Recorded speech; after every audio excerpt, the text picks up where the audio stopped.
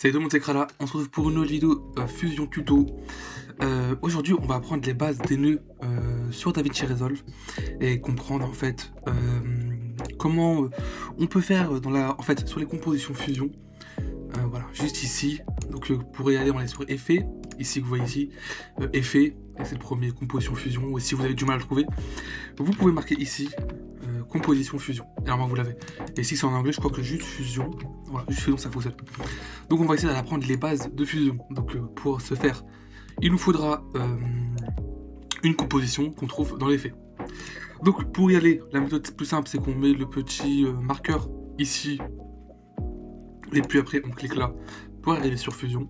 Et si parfois vous avez plusieurs compositions de Fusion qui sont l'une au-dessus de l'autre, donc logiquement ça va prendre la première et vous voulez travailler sur la dernière, bah, vous juste à faire clic gauche et ouvrir sur Fusion. Et donc là ça ouvrira celle que vous avez décidé. Mais pour ce faire, on n'a pas besoin, on va faire juste du coup une composition Fusion. L'objectif en fait de cet exercice d'aujourd'hui, c'est de faire ce petit bonhomme, c'est un petit chat. Très simplement, et pour ça on va essayer de comprendre les différents mécanismes de fusion, donc de nœuds, comprendre étape par étape ce qu'ils font. Je sais comme ça que ça fait peur au tout début pour un débutant, mais vous allez voir qu'ils sont en réalité bien plus simples et que c'est pour moi en niveau débutant, enfin c'est vraiment niveau débutant, pour comprendre surtout les bases des nœuds, comprendre par exemple que signifie ce petit trait bleu et où correspond ce truc vert, jaune, etc. Donc cet exercice pour moi est nickel, et pour ça on va commencer tout de suite. Pour commencer, on va ouvrir la bibliothèque, donc vous pouvez juste, normalement vous quand vous aurez, ce serait comme ça, et je crois quand même que ce sera comme ça. Normalement vous quand vous avez votre page Fusion, c'est une seule image avec votre bibliothèque de médias. Je vais mettre en description cette image de chat. Voilà, cette image de chat, ça va être notre modèle. En fait, le but c'est de reproduire ce petit chat plutôt mignon, juste la tête, avec des nœuds DaVinci. Donc c'est plutôt simple. Pour commencer, donc vous aurez rien de tout ça. Ce que je vous conseille, c'est de faire un petit clic gauche ici, ranger outils et de le mettre dans gris. En fait, c'est pour que ce soit, on va dire, avoir un effet magnétique. Sinon, vous pouvez le mettre un peu comme ça. Et je trouve que pour du travail avec beaucoup de nœuds, c'est un peu plus compliqué et c'est parfois c'est un peu plus difficile. Donc, vous faites clic gauche, ranger outils, hop là, et vous faites gris. Et là, vous voyez que c'est un peu plus magnétique. Ok. Donc, on va mettre notre image de chat ici. Ça, vous pouvez oublier. Hein. Donc, on va travailler sur là en bas. Donc, on va commencer par le petit image de chat qu'on a pris. On a juste à faire clic gauche et l'importer. On peut faire après, on clique dessus et on vient le mettre là. Donc, en fait, soit on appuie sur les boutons qui sont ici. Donc, ces genres de yeux, juste en dessous. Donc, vous pouvez clic gauche, clic droit. Ça dépend. Vous pouvez choisir. Donc en fait clic droit c'est pour avoir le viewer de droite et clic gauche c'est pour avoir le viewer de gauche. Et comme on veut pour avoir le viewer, en fait on a juste à cliquer ici et là en fait on a différents viewers. Hop là, attendez. Et pour zoomer, dézoomer, vous faites CTRL molette et là vous pouvez travailler. Et pour bouger, vous faites clic molette et hop, là ça fonctionne. Là on peut les modifier comme on veut. Voilà, c'est ça en fait ce que signifie ces deux yeux. Donc si on retire par exemple le clic gauche, bah, ça disparaît et vice versa. Hop. Et voilà, donc nous on va juste le mettre là à gauche. Ok, nickel. Maintenant que c'est fait, donc comment on fait pour apparaître tous ces nœuds, on va juste commencer par les nœuds basiques qui sont ici, que vous pourrez modifier plus tard. Donc on va commencer directement par un arrière-plan. L'arrière-plan en fait à quoi ça sert? C'est pour avoir en fait des fonds unis. Voilà, donc là c'est un fond uni que je peux mettre de toutes les couleurs possibles et imaginables. Donc je peux mettre du rouge, du jaune, du vert, avec des nuances, voilà, des petits dégradés. Qui sont possibles, excusez-moi, des petits dégradés, voilà, pas d'enfant horizon, que ce soit vertical, les quatre coins, donc on peut les modifier à sa guise, donc c'est plutôt sympa, et également un dégradé. Donc voilà, vous pouvez juste faire ce que vous voulez en termes de dégradé, un dégradé basique, des reflets, hop, vous voyez, par exemple encore quoi, une sorte de croix, donc c'est plutôt cool, un rond, hop, et là on a un angle, voilà, là on a un angle. C'est plutôt nickel. Là on a juste besoin d'un fond uni. On va le mettre noir et on va le mettre l'alpha à 0. Voilà, on met l'alpha à 0.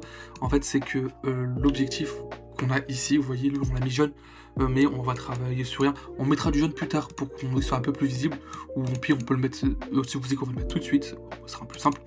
On peut en fait copier cette couleur aussi avec la pipette, vous restez appuyé dessus et voilà. vous relâchez, et là ça fait la couleur. Nickel. Et après si vous voulez d'autres couleurs, on peut choisir, mais ça c'est vraiment pas... c'est vraiment pas grave. Ok, là on a notre background, donc c'est notre fond qui sera mis. Comment on comprend, en fait, comment on lit les nœuds. Donc en fait pour lire un nœud, DaVinci Resolve commence par le nœud, le tout premier nœud, donc le nœud background, qui sera presque en fait obligatoire sur la plupart de vos travaux en fusion. Parce que si vous n'avez pas de nœud de background, que ce soit même en alpha ou pas mis en fait, il y aura rien qui sera visualisé, excusez-moi. Donc on va commencer par le background, donc on va dire que ça c'est le numéro 1 de lecture, et après DaVinci Resolve avance par ici, en bas, donc ça avance par ici, et ce sera le merge 2 qui sera lu. Et dans le merge 2, comme vous voyez, il y a plusieurs nœuds. Donc là, on repasse en arrière. Donc là, on repart sur le B-spline, qui sera lu par le background et par le merge. Et là ça remonte. Hop, je sais pas si vous comprenez. Donc on refait en arrière, background, marge, et ça monte en là. Et là, on continue, et on remonte. Et là, on continue, et ça remonte. Voilà, c'est comme ça que c'est lu dans le DaVinci Resolve. Et après, quand c'est fini, ça redescend, et ça lit par... Enfin, c'est lui qui sera en priorité, puis lui, et puis lui, jusqu'à arriver au media out, qui sera la fin. Voilà, donc, et à la fin, on a ce genre de petits bonhommes. Par exemple, pour que vous compreniez un peu plus, là, on a notre œil. Si on le retire, regardez, il disparaît. Et si je le mets en premier, vous voyez, là, vous le voyez plus, c'est normal. Et si je le décale, et vous voyez, en fait, il se met derrière le calque. Il se met derrière tous les calques. Et là, je sais pas si on voit bien, voilà. Là, on voit nickel. L'œil qui n'est pas à sa bonne position, et voilà. Donc, je vais revenir au point de départ pour que on a le modèle. Voilà, notre modèle qui sera ce petit chat. Pour commencer, on peut directement mettre un merge. Donc, le merge, c'est pour que ce soit bien con. En fait, c'est notre calque. En fait, c'est notre calque de travail où on pourra travailler. Et le jaune, en fait, le jaune, ça signifie juste que c'est l'arrière-plan. Donc là, si on met ici, le calque, il sera de couleur jaune avec le premier plan où on pourra mettre ce qu'on veut. Et du coup, là, c'est maintenant le temps de travailler. Donc, on va mettre un petit chat ici. Je vais mettre le background ici. Comme vous voyez, là, ça change de couleur. Donc là, en table de lecture, ça fait background, merge dessin, plus merge vide. On va prendre le merge ici, on va le zoomer. Hop là c'est nickel. On va prendre un B-spline ici, et là, on va lui mettre une couleur. Parce que si on met pas de B-spline, vous voyez, regardez, en fait, ça part sur les effets, mais en fait, il n'y a rien, quoi. On pourra mettre ce qu'on veut, il n'y aura pas de couleur. Hop, donc je vais dessiner, hop, à la main. Donc, on peut faire ça rapidement. Hop. Oups. Tac. Hop. Après là, le but, c'est pas de dessiner, mais c'est de comprendre surtout les nœuds. Donc, on va aller en arrière. Si vous avez du mal, vous pouvez faire CTRL-Z. Et sans moi, ça revient en arrière. Hop. Tac, tac, tac, tac. Voilà. Et sinon, vous pouvez aussi appuyer sur le stylo qui est là. Et donc juste dessiner comme ça à la main. Mais bon, ça c'est vraiment pas terrible, je trouve. C'est mieux si vous avez une tablette graphique pour les dessins, etc. Mais moi, c'est pas que je compte de faire un truc bien plus simple comme ça, qui fonctionne bien mieux. Attends, là par contre, hop, je suis pas content. Enfin, hop, on fait du à peu près, c'est pas dérangeant. Là, vraiment, l'exercice principal, c'est de comprendre les nœuds. Donc ça, c'est juste histoire de dire, tac, tac, tac. On continue, et voilà. Et là, pour finaliser ce nœud, on appuie ici. Et voilà, là vous voyez, le dessin est mis. Donc on peut retirer ce petit bonhomme, et là on a le petit bonhomme de chat. Point important aussi à faire, c'est que quand vous allez sur B-spline, excusez-moi, je ne l'ai pas dit en premier, et c'est de cliquer ici sur animer la forme. Le but c'est de pas d'animer la forme, parce que si on anime la forme, et qu'on met par exemple ici à 0, et que je vais ici à 5, et que je modifie ici, voilà, vous voyez, ça fait une modification. Et c'est pas ce qu'on veut. Là, on veut juste faire un petit dessin basique. Donc, on va annuler tout ça. Alors que si je modifie, par exemple, le 0, bah, ça modifiera, ça sera tout le temps comme ça. Il n'y aura pas de modification. Ok, là, on est nickel. On peut retirer les médias, etc. On n'a plus besoin. Ok, on va mettre un background juste ici. Parce qu'en fait, on veut pas que le chat soit de couleur blanche. Je l'ai mis sur le rouge. Ok, là vous voyez qu'en fait il est... Oups, excusez-moi. Voilà. Donc là vous voyez qu'il est de couleur blanche, et je voudrais le mettre comme est le chat. Donc je pourrais le mettre de toutes les couleurs possibles. Je vais le mettre ici. Donc on peut le détacher ici, ou bien appuyer sur Shift et le mettre ici. Oups, voilà. Oups. Hop. Oh là là là, mince. Bref, on peut faire comme ça, c'est bien plus simple. Et ça marche à tous les coups, voilà. Bref, il y a eu une petite confusion, mais ça fonctionne à tous les coups. Et je vais le mettre de cette couleur-là. Bon, on peut mettre la couleur que vous voulez, la couleur blanche, on va le laisser. Ok, là, on va prendre nos nœuds, on va descendre. Et là, vous voyez qu'il y a beaucoup de nœuds, il y a beaucoup de nœuds. Donc, on va commencer par ici. Non, on va commencer là. Voilà. Là, on va commencer à faire cet effet qui est plutôt sympa. Cet effet de ligne, en fait. Qui a un petit charme et qui rajoute vraiment quelque chose. Donc, pour ce faire, on va juste prendre celui-là. Donc, lui qu'on a dessiné. CTRL-C ou copier. Ou ici. On peut faire... Mince. On peut faire, hop, copier. Et on le met ici, coller. Hop, là. Et là, on a un deuxième. Ok, nickel. Là, c'est nickel.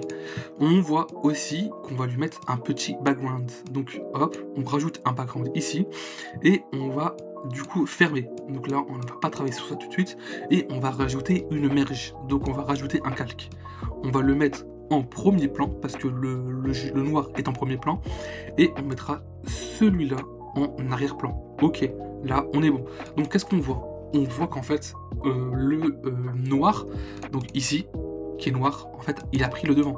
Alors que de base, nous, on voulait qu'il soit, par exemple, celui de couleur rouge, par hasard, par exemple. Donc là, vous voyez qu'il y a un problème. Il n'y a pas de rouge, il y a un souci. Et lui... Ah oui, je me suis trompé. Hop, on va mettre cette couleur violet. Voilà. Voilà, lui, il est violet, et lui, il est rouge, et on voit en fait que DaVinci m'a mis le rouge, parce que lui, il est en premier plan, et c'est pas ce qu'on veut, nous, on veut cette ligne. Donc, pour ce faire, on va aller sur le B-spline, ici, prendre le premier B-spline, et le relier, en fait, à l'effet de masque. Ce que ça va faire, c'est que ça va prendre la forme qui est ici, ça va la calculer, donc nous, on aura juste à aller sur B-spline, et on aura en fait le mode Paint Mode qui sera ajouté. Et de ce fait, on va directement dans... où est-ce que c'est? Inverser. Voilà, on va directement sur inverser. On retire le remplir. On rajoute la largeur de fond. Hop là. Là, vous voyez, ça fait déjà quelque chose. En fait, je retire les couleurs parce que c'est un peu illisible. Hop là. Tac, tac, tac. Non, je vais juste mettre du blanc. Ça sera bien plus simple. Voilà, ça c'est du blanc. Et là, on va mettre noir. Hop, non, c'est l'inverse, excusez-moi. Excusez-moi, c'est l'inverse plutôt. Hop, là, on met blanc. Et lui, on met noir. Voilà. Hop, où est-ce que j'avais modifié? J'avais mis rajouter une largeur de ligne, remplir, voilà. Et là, on retire la largeur de bord. Voilà. En fait, j'ai juste confondu, il faut juste pas plus sur remplir. Et vous voyez, on a notre ligne, en fait, juste ici, qui est nickel. Bon, par contre, les couleurs, c'est pas bon. On va mettre ça en noir. Et ici, en blanc. Hop là. Et vous voyez, c'est nickel. On a notre premier effet de surlignage. Et donc ça, c'est vraiment, vraiment nickel. Maintenant, ce qu'on va faire, c'est qu'on va rajouter un petit jus de couleur, comme vous voyez un peu ici, qui est vraiment plutôt sympathique.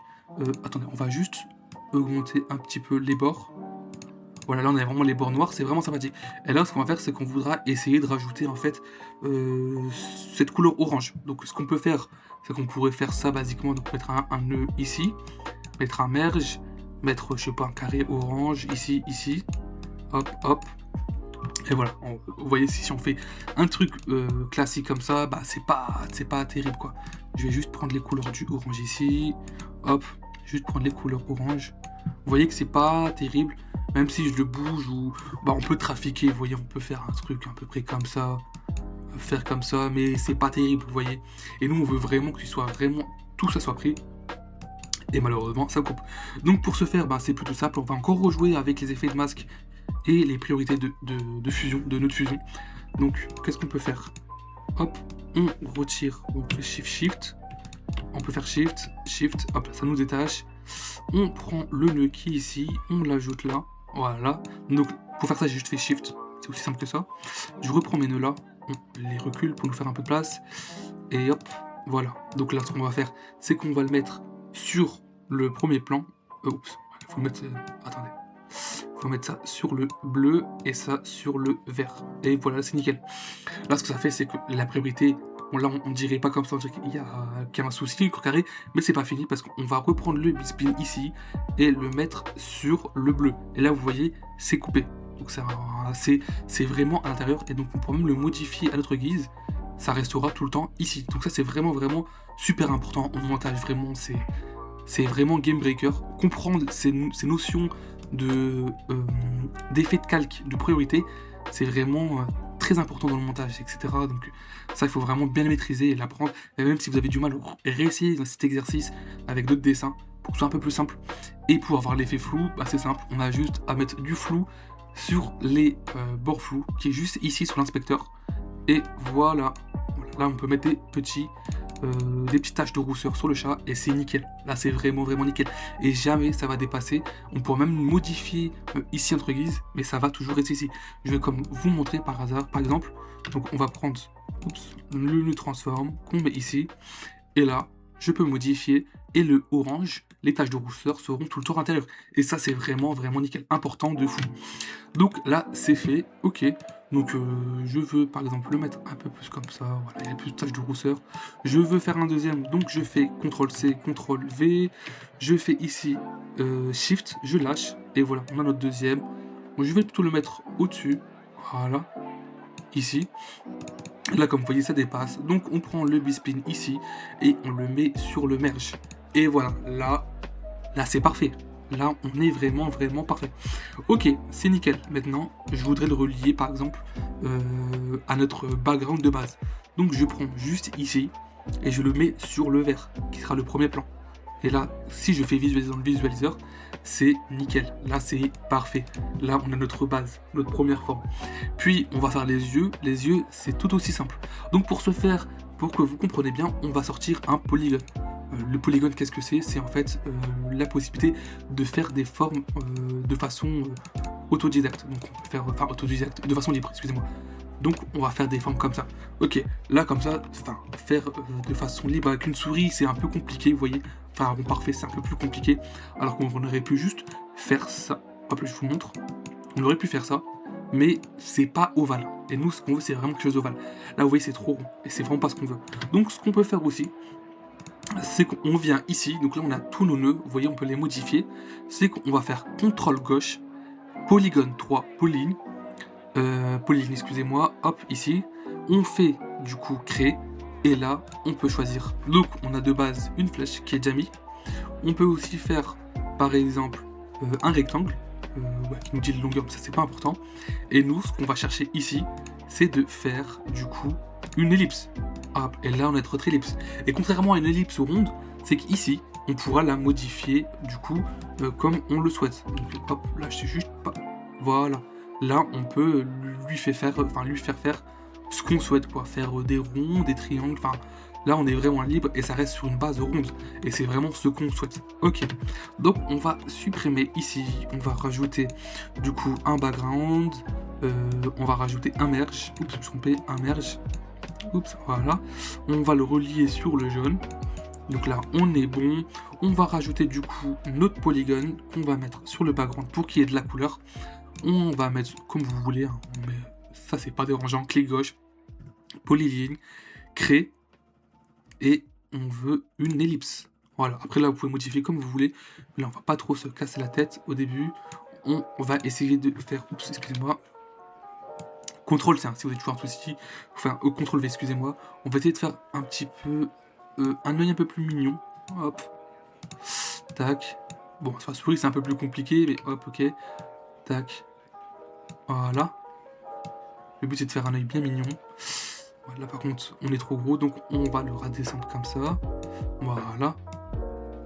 Hop, là on est un peu plus orange, ouais, c'est un peu plus nickel. Donc on fait merge ici, et voilà, là on a notre œil. Il est trop gros, donc ce qu'on pourrait faire c'est par exemple le modifier comme ça, mais ça c'est vraiment pas la bonne méthode, ça c'est vraiment ce que je vous déconseille.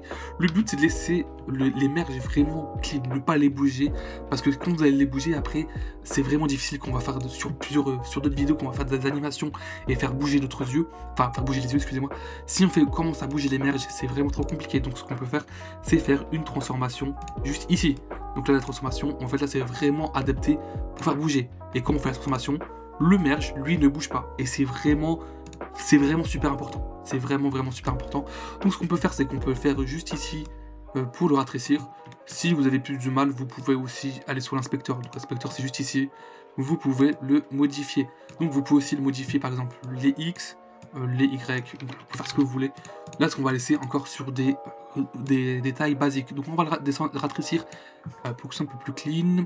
On va ici, comme vous voyez, c'est un peu... Enfin, là, c'est pas bon, je voudrais le mettre au milieu comme il était de base. Donc on fait juste clic gauche, reset ou défaut. Et là, on est bon. Donc là, comme vous voyez, il est au milieu et nous, on voudra le bouger. Donc là, c'est nickel. On peut soit faire ici pour avoir une contrôle libre, soit faire là juste pour avoir, en fait, le faire bouger sur les X, sur l'axe X, et là, sur l'axe Y. Ok. Donc on va encore reset ou défaut. On va essayer de le mettre au milieu, à la mano. Tac, voilà. Là, ça me semble cool. Là, ça me semble nickel. Hop, on peut juste retrécir ici. Là, ça me semble nickel. Donc, ce qu'on peut faire, là, on peut faire juste un copier-coller ici. Là, c'est nickel. On refait bouger ici. Donc là, on peut juste prendre pour le faire bouger sur l'axe des X. Donc, ouais. Donc là, vous me dites, on ne voit pas. Et en fait, c'est normal.